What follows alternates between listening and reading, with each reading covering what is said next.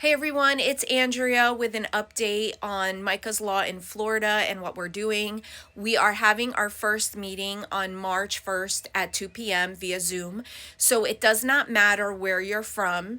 If you are a victim of domestic abuse, you have experience on this, you have an expertise, whether you're a therapist, law enforcement, attorney, judge, you work for the courts, victim advocate, we welcome you regardless of what state you're in, because we're going to be fact finding in the beginning and really coming to understand the current laws and what we can do to make a substantial impact for victims of domestic abuse.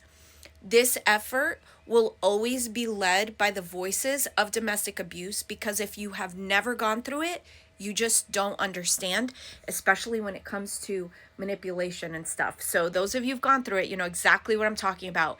And that is why we are calling this initiative Voices of Domestic Abuse. And it will also have Mica in there, because I want to make sure that I'm honoring her throughout, because she is the one who has inspired me and given me the courage to do this. So it'll be Voices of Domestic Abuse, the Mica's Law Florida project. And I'm going to create a tagline for it, and I'm working on the purpose statement. But our purpose will have three pillars. One is going to be advocacy. We are going to be bringing awareness to domestic abuse through the voices of victims and survivors. So that's one of our main drivers, is really about bringing awareness and advocacy. And then the second is to drive legislative changes. So that's the second pillar. And then the third goes into education, educating victims, educating survivors, educating law enforcement, educating the public and allies and all of that. So it'll be advocacy, it'll be legislative changes, and it'll be education, all surrounded around domestic abuse. We'll have a purpose statement that will help us stay focused on our main goal. There are so many initiatives that are absolutely so important, and sometimes when you lead something, other things wind up coming, and it can become very easy to lose focus of the intention of why you started in the first place. So we're going to make sure in the beginning that we set the purpose and set the focus so we don't get off track, because a lot of us want to save a lot of people, and unfortunately we can't. So this group will be focused on voices for domestic abuse. Now, if you're from another state and I said you are welcome, we'd love your voice, maybe what you can do is join us and get ideas, and let's all get educated together, and then maybe you can start something in your state if it's needed. I know some states are more advanced than others. Florida actually has, what I've come to realize, a pretty strong statutes. There's just a lack of awareness and education. I've been studying and learning and have been surprised at what I have found, the laws that actually are in place. Like I had previously said that stalking and harassment isn't criminal. Oh, yes, it is. It is criminal, but we just don't have the education. We don't know where to go to. And in my case, it's become very clear that law enforcement also needs some education around this. And I understand why. I think we've heard a lot of the with the different interviews and stuff, like with Fitz News, they had a great interview with someone who specializes in domestic abuse and just different things that we've learned. I understand why. So what I want us to do is to come together. I'm doing Florida because I want to change the state laws, just like I guess someone's working in South Carolina. And you know what? I know there's different opinions with that too. So maybe we can work together and you can do South Carolina and I do Florida. The laws, I think, are different, actually. But I think the core and the essence is the same. So again, this is what I'm saying. This is about education. Whatever we create needs to be well thought out, well planned, so that we can get appropriate sponsorship with the legislative branches in the state, right? So it needs to be educated. So we're going to do this the right way. And I am not, this is not my, this is not like, it's not like I went to school for this stuff. So I'm going to rely on a lot of people, but I'm willing to do work. I'm even considering going back to school for criminal justice just because of this. So yeah, I think my life is about to change completely, but I'm very passionate about this. I've received confirmation along the way that this is where we need to be going.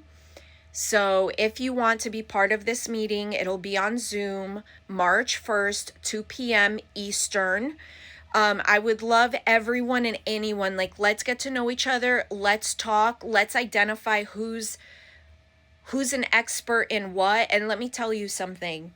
If you are a victim or a survivor of domestic abuse, whether it's just happened or happened years ago, you are an expert. You understand, and your story is unique, and you're going to be able to bring a voice and a perspective that no one else can. And you may see things differently than other people, and I need your point of view.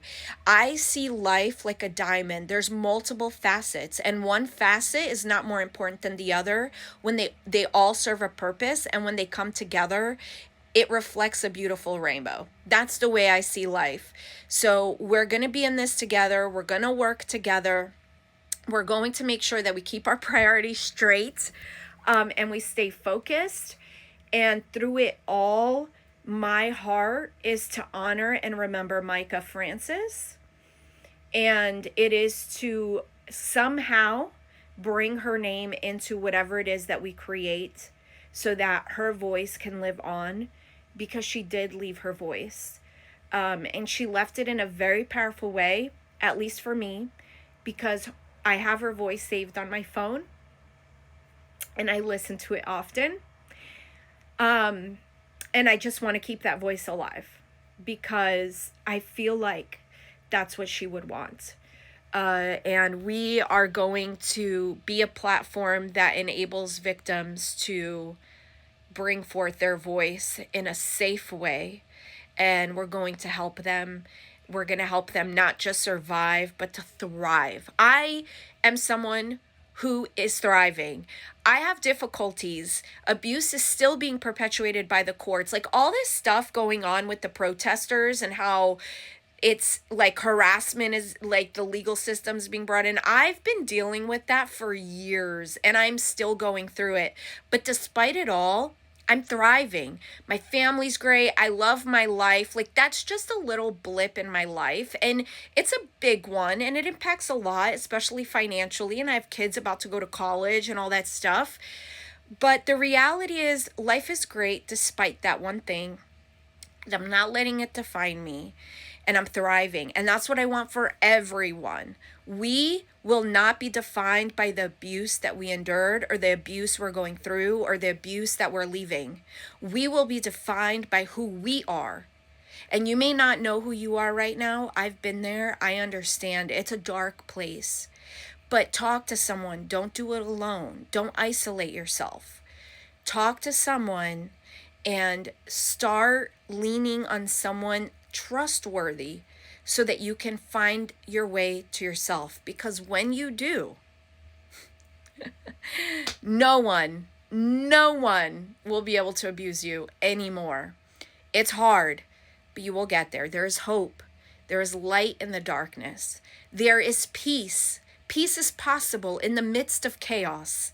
It is, I know, because I'm living it. And that is what this is going to be about. Not just to give a voice to the victims, but to bring legislative changes and education that brings light to the darkness for all abuse victims. Justice for Mica Francis and justice for all victims.